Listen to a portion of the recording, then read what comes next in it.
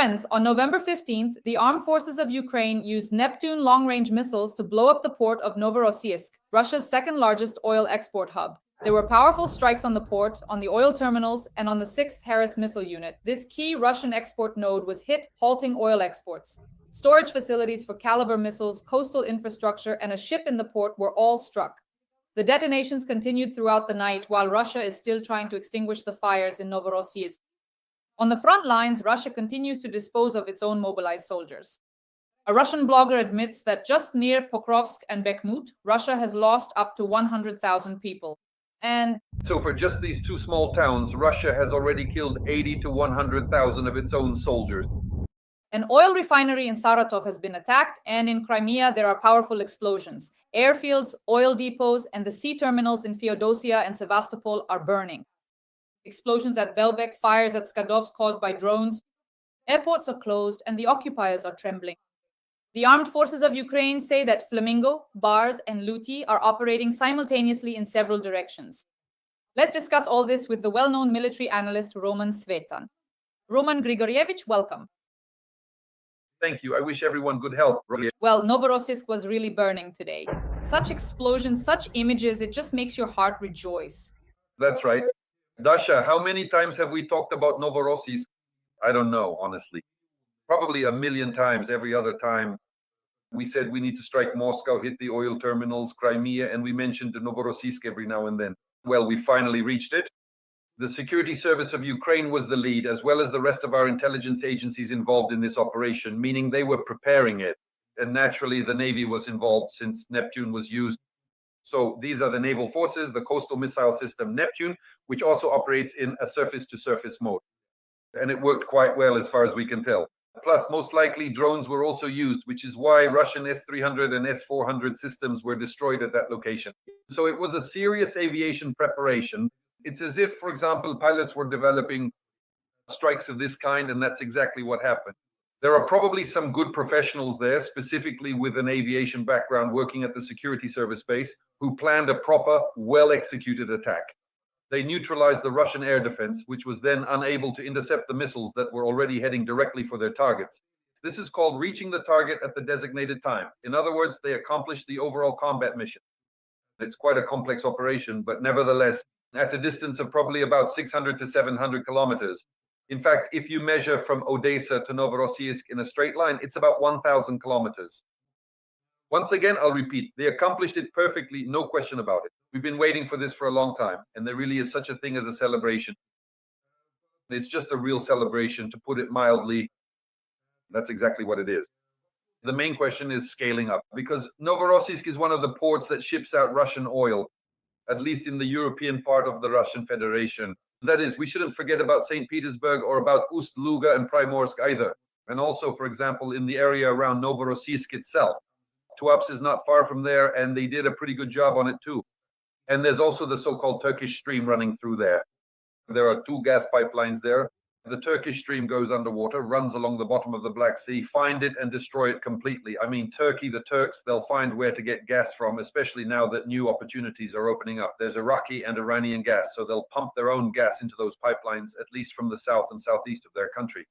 And as for Russia, they need to forget about it, and the Turks also need to forget about Russia. They're feeding the Russian economy. So this flow of petrodollars going from Turkey to Russia needs to be stopped. So we'll destroy it, just like in Novorossiysk. There are two pipelines running nearby, not far from there. Of course, there's a pumping station there, and it needs to be taken out, just like the Druzhba oil pipeline. That's why we'll have a real celebration when Druzhba is taken out. It's only 50 kilometers from us, and when they get to the Turkish stream. Roman Lagocha, so just to wrap things up. A strike on the Kalibr missile depots, a strike on the port of Novorossiysk, the Sheskharis oil terminal, a key Russian export hub, and the air defense system. These are the things we've already mentioned and written about. Also, I understand that a civilian vessel was attacked as well, and it was also hit. Roman Lvovich, all these strikes, we recently talked about Tuapse, Novorossiysk, Ust-Luga. How seriously do they impact Russia's military economy? In other words, Russia's ability essentially to continue attacking Ukraine. These are significant and painful blows today. This is only the beginning of our combat operations as such. if we had pilots at the head of our state and, of course, in the military department as well, that is from the Minister of Defense to the Chief of the General Staff, if the leadership were made up of pilots, just like the Americans do. Who is the chairman of the Joint Chiefs of Staff in the US? An F-16 pilot, an F-16 instructor pilot, by the way. And before him, it was the same kind of person, also an F-16 pilot. So these are pilots who, when carrying out and planning combat missions, always start with airstrikes on the enemy's rear positions. That's how any war begins. In other words, until you strike at the enemy's rear, you haven't started the war. You're just getting beaten up like a punching bag. It was the same with Ukraine for the past 11 years. In reality, we only started truly fighting in August 2025 when we got airborne and began striking Russian rear positions and the Russian economy. How long have we been talking about this? We've been discussing this with you for 4 years now. Without air and missile strikes on the enemy's rear, we won't win the war. We'll just keep losing over and over. Because any army, if it has a strong rear, will definitely keep advancing. So you have to start with the rear. And now we can say that for the 4th month, the Ukrainian army's air component has been conducting an offensive operation. The professional Ukrainian army has begun engaging in combat operations.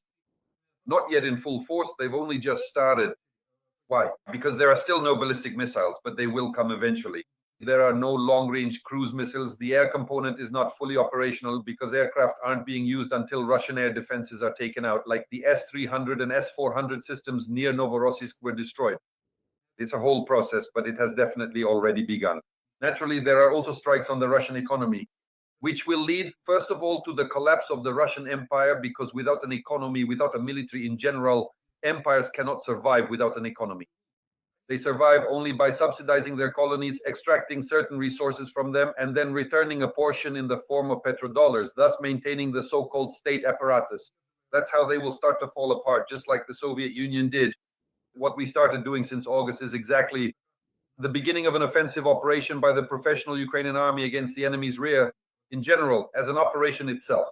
We'll sort things out on the ground. Well, as a pilot, I can tell you ground operations can wait, as they say. So right now we need to create a certain kill zone there, not rush anywhere, not advance anywhere. I mean, on the ground, finish off the Russian rear positions. And the opportunity, well, you see, we've only been working for 4 months. It's only the 4th month, and the Russians already have a problem. Maybe it's not a total collapse yet, but Nabulina has already bought Ukrainian lard to grease the ropes, so the process of self-liquidation goes smoothly on some lamppost. That's what our tandem loves about you, Roman Grigorievich, your sarcasm and sharp wit. Roman Grigorievich, this is a very important topic. It's something my audience constantly writes about in the comments, and they ask us about it under our streams as well. We notice how often the enemy uses ballistic missiles from Bryansk. And the audience asks whether it's possible to destroy the ballistic missile depots in Bryansk. Bryansk is, of course, very close by, practically right next to us. So most likely the capability exists. But why aren't we doing it? Or is it technically very difficult? This is what our Ukrainian audience is interested in. Well, you need to know exactly where they are located. That's very important here. They still have, let's say, the launchers themselves are mobile, as are the loading vehicles.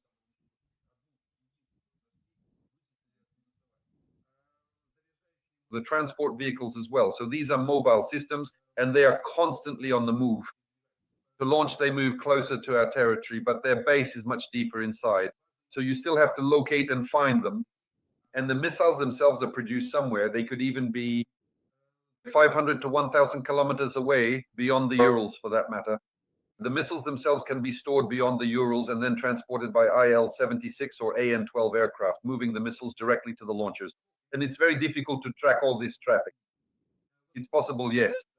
At least they managed to locate and destroy a single Iskander transporter loader vehicle, but only one. But there are dozens of them, at least dozens, and there are already hundreds of missiles.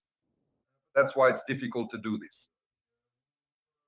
Of course, our intelligence is working on it, and eventually we'll get to them. But you can't rely on taking out just a few individual vehicles.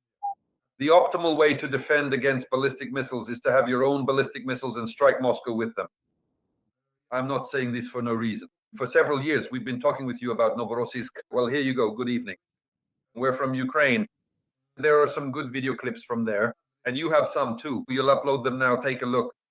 So that's the kind of good evening it turns out to be, but it needs to be ballistic, and it should come from Ukraine and head for Moscow. after every strike on Ukraine, on any part of Ukraine, a ballistic missile should go to Moscow, to the Moscow bathhouses, to the Kremlin, to Rubliovka, to the Kremlin, and to military targets in Moscow. That's the Pavlov's dog reflex, a conditioned response. Russians have more of that. They just don't understand any other way. There's a 15-centimeter thick frontal bone, then the back of the head. There's just enough brain for peeing and pooping and only about a centimeter of actual brain. That's the maximum. That's Russians in their purest form, Russian genetics. So it will get through to them like it does to Pavlov's dog. If Kos looks toward Ukraine, 10 thunderbolts strike back on the Kremlin. The second time they just look, another 10 thunderbolts strike. And then when their eyes go cross-eyed, it'll be hard to put them back together. And at that point, they simply won't be able to aim at Ukraine anymore. In other words, there's no other way to cure them. First, it's about treatment, and second, about countering ballistic missiles. Just as the Russians can't counter them, we can't intercept them either. There was an attack on Kiev with more than a dozen missiles coming in. Yes, we intercepted more than 50% again in the area where the Patriots were stationed. But in places where they weren't, we have 600,000 square kilometers of territory. Even if the Russians have now occupied 100,000 square kilometers, that's still 500,000 square kilometers left for us to cover. Even if we had everything to cover the territory, we would need at least 500 Patriot systems, or for example, several dozen THAADs, or to completely cover it with the Aegis system. In other words, it's practically an impossible task. That's why only mirror strikes on Moscow's bathhouses make sense. Or rather, on Moscow's Rubliovka, and whether it's bathhouses or something else there, that's another matter. Roman Igorovich, it's being reported that several power units at Russia's Novorossiysk nuclear power plant were disconnected from the grid as a result of a drone attack on the plant the night before last, according to the head of Rosatom. Can you explain what this means for Russia? Well, first of all, this is the beginning of our already confirmed serious strikes on Russian power generation. This is just the beginning. That is, so far we've been hitting Russian energy infrastructure for about a month now, I think. For several months before that, since August, we were targeting the oil industry, the same air defense systems, mostly in Crimea. But for about a month now, we've started working on Russian energy infrastructure. Just as they started striking our energy sector, we began responding in kind, mirroring their actions. Moreover, we actually have far more opportunities. Russia has 17 million square kilometers. It's simply impossible to cover all of it. I mean, even if the whole world produced air defense systems for Russia, they still wouldn't be able to cover the entire territory. Basically, as they say, nothing has even started there yet. The main thing is to break through the Russian frontline air defense and then move on to military targets. Now, there are already strikes on generation facilities, on major power generation. They are starting to systematically knock out sectors of the Russian power supply system. And what's more, they are achieving what's called a purely synergistic effect here. An accumulation effect, yes. So this synergy should work. You need to keep at it for at least a quarter or two for the Russians to really start feeling, first of all, interruptions in what's called auxiliary generation, which is what allows them to cover peak loads. And then we need to start working on the main generation because they have already struck our nuclear power plants and substations. We need to start hitting all substations in Russia, regardless of what kind of generation is there. In other words, take out the power transmission lines along with the substations that supply them. We already have good specialists. I'm not just saying this for no reason. The Ukrainian professional army has started targeting Russian assets.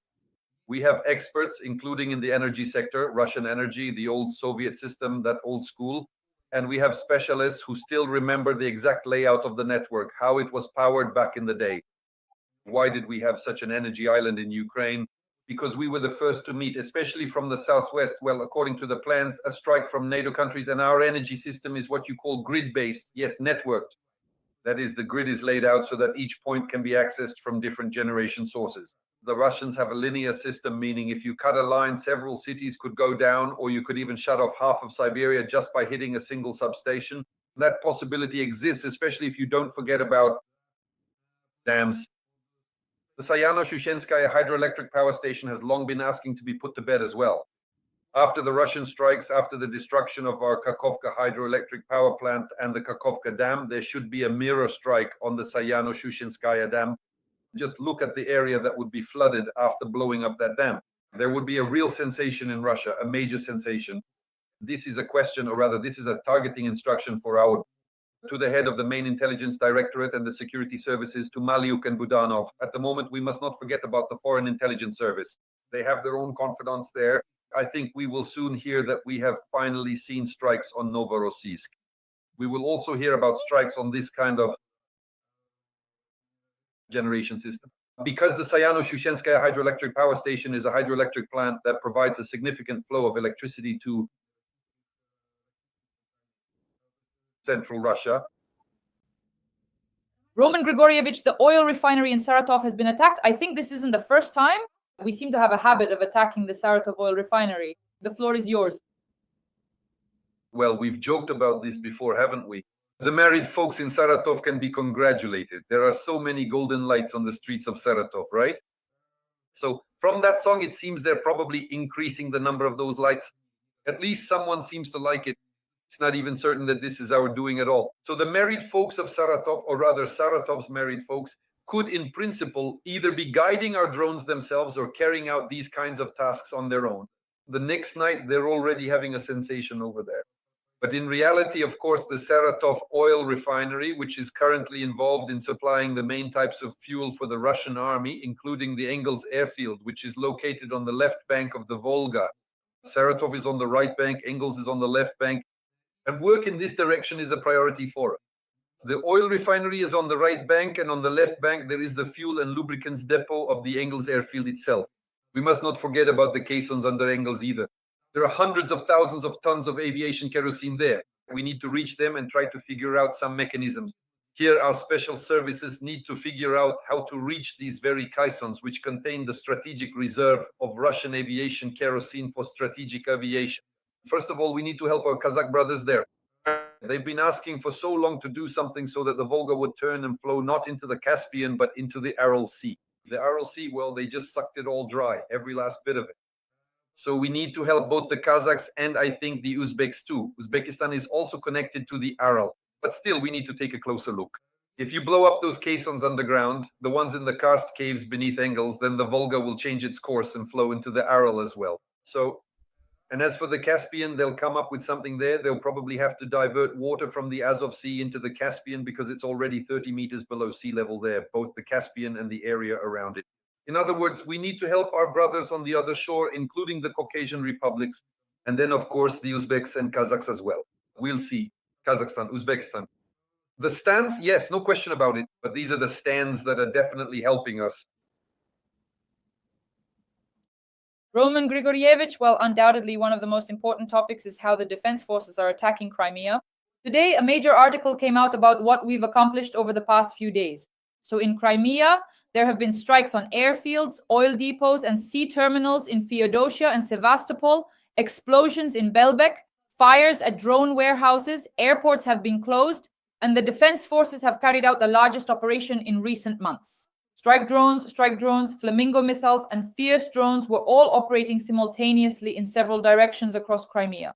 Let's discuss what was attacked, because as I understand it, this was a large-scale operation that included strikes on a number of key targets. I've already noticed an interesting pattern. As soon as we start cursing out our military and political leadership in the strongest possible terms for not destroying the Druzhba oil pipeline, they immediately turn their backs on it and start working on the opposite side. Well, Crimea is to the south and Druzhba is to the north. They turn around and start pounding in that direction like, we don't understand, we don't see anything, we don't know where this Druzhba is, we're busy with Crimea here. That's pretty much how it goes. That's, well, a friendly caricature of them, so to speak. In reality, of course, they did a poor job with Crimea. It's one of Russia's 3 Achilles heels. We've talked about this before. Moscow, oil, Crimea.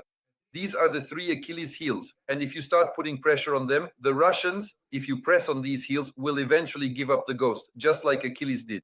Though in the Russians' case, it's not to God, but more likely straight to the devil. So what makes Crimea interesting for us? Well, first of all, it's an operational cauldron. Geographically, it's surrounded by sea on all sides.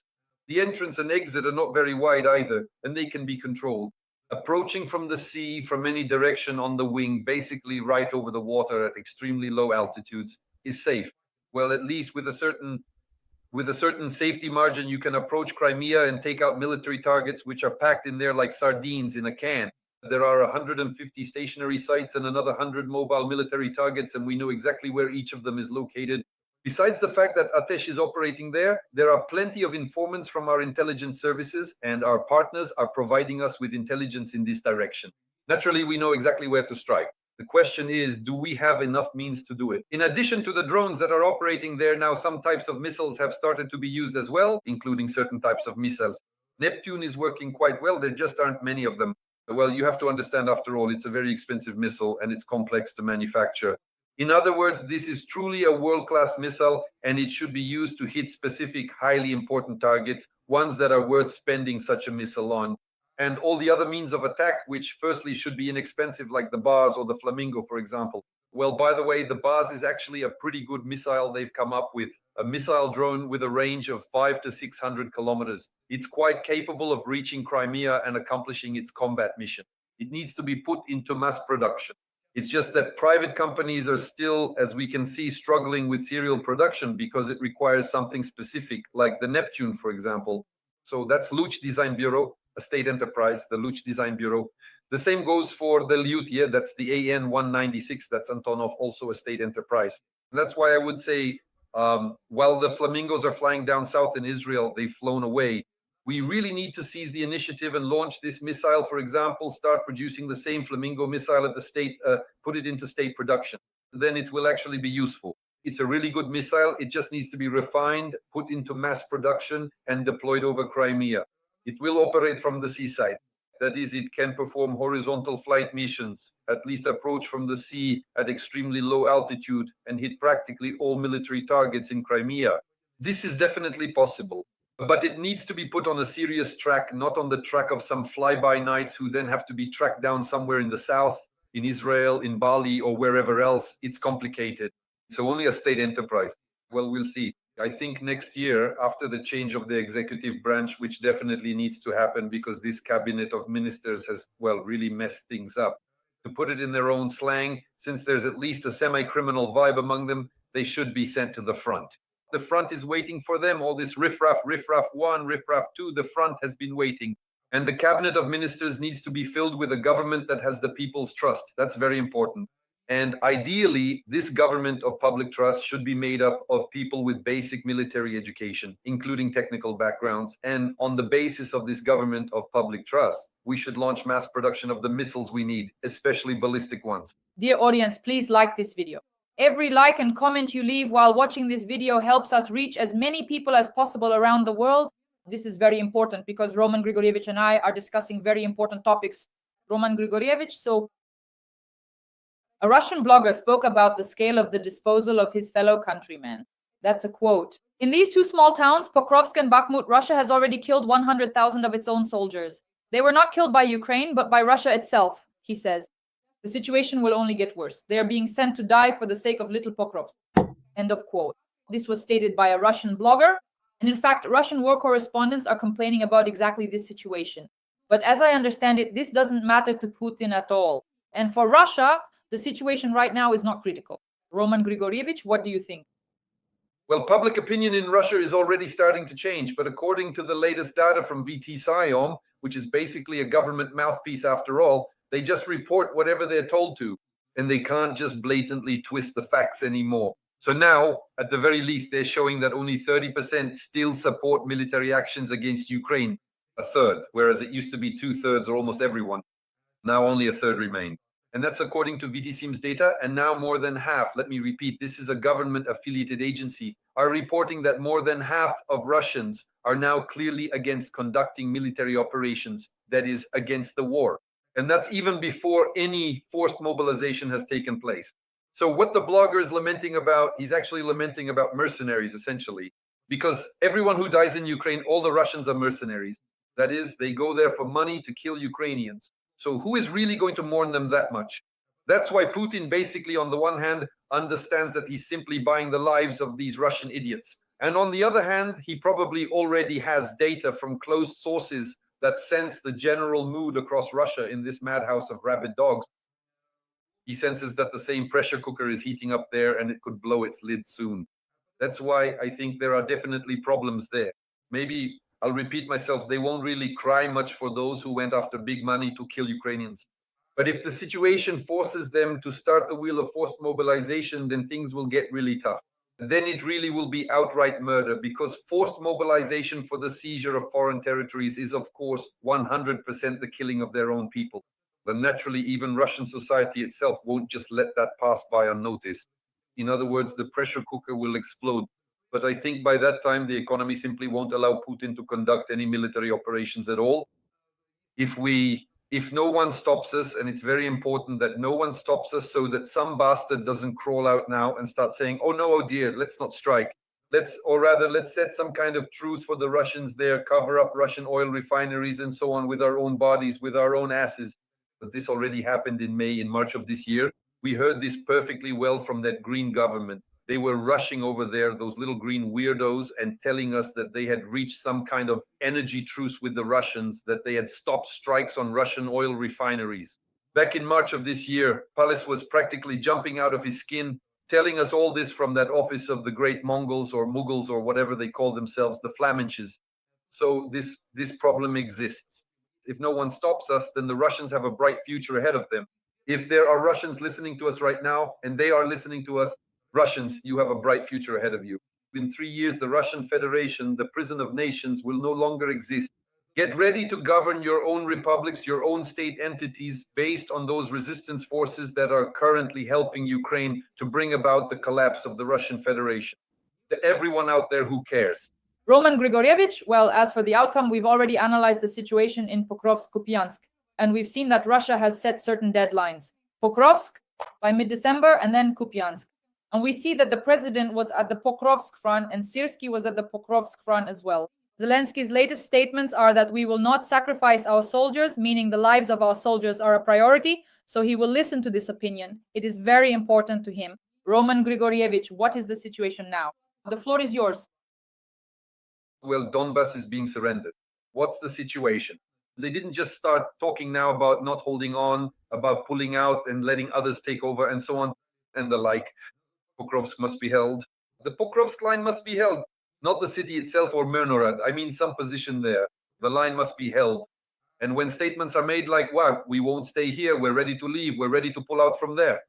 That's called surrendering Donbass, which has already started, at least in the Pokrovsk direction, since last year when Zaluzhny was removed. After that, the Russians started pouring into Avdiivka and then to Ocheretine, Socheretine, Selidov, Pokrovsk. That's when the Western Donbass started to be surrendered, meaning the Pokrovsk direction. And in the summer of this year, when everyone rushed to cover Kyiv with their bodies from the Kursk magnetic anomaly, remember that. How many times did we talk about this? Why are you running there? There's no one there to put pressure on Kyiv. What Kyiv are you talking about? When they had already gathered more than 100,000 reserves near Pokrovsk by then. So what Kyiv are you talking about? In other words, they gave up Donbass, they gave up Pokrovsk. So this is the surrender of Pokrovsk and an attempt to cover up the surrender of Donbass by pretending to care about the personnel. Well, to put it mildly, this is, let's say, not a good move because everyone understands perfectly well who led things to this surrender. That is, who brought things to the point where our guys are now dying in certain areas, specifically in Pokrovsk and Myrnorad. And it's only because they allowed the Russians to cross the road to Kostiantynivka this summer, meaning they gave them the opportunity to start encircling Pokrovsk and Myrnorad. Now there are these so-called great saviors, I call them the rescuers, the announcer rescuers. First they announce some nonsense and then we never see it. No ballistics, no flamingos, nothing at all. Only the flamingos are still flying somewhere. And then come the rescuers. So here's a big message for these rescuers. The Pokrovsk line cannot be surrendered. We won't be able to take back Pokrovsk anymore. The Russians have already crawled in there. So the entire line, the whole front must not be given up. I'm talking about the line itself. There are elevations there. The same citadel in Pokrovsk, Krasnoarmeyskaya, Zapadnaya, and the direction toward Dobropolye. If you look at the elevation map, it's what's called a ridge of heights, about 200 meters high. It can't be surrendered. It's the last one. Further west, all the way to the Dnipro, it's just open fields, flat as a table, dropping from 200 to 30 meters. And beyond that, it's what they call no man's land. That's what's called operational space. If the Russians are allowed to reach there, they'll be near the Dnipro, not just the city of Dnipro, but along the Dnipro River from Zaporizhia to Kremenchuk. So here we are acting like we're these great saviors and pretending we have nothing to do with any of this. It's like saying, Lung, it's not me and this isn't my house. Well, that's not a very good approach, especially coming from the top levels of military and political leadership. We need to hold the Pokrovsk line. We have to hold it. Otherwise, we'll end up losing not just Donetsk region, but also Dnipropetrovsk or even Berezhny. And on top of that, we could also lose Zaporizhzhia. Dear audience, please like this video. Write a few words of support for the armed forces of Ukraine in the comments. Let us know where you're watching from. Roman Svitan and I, a well-known military analyst, discuss the current military and political situation in Ukraine 3 times a week. Roman Hryhorovich, thank you and see you this Monday. Goodbye.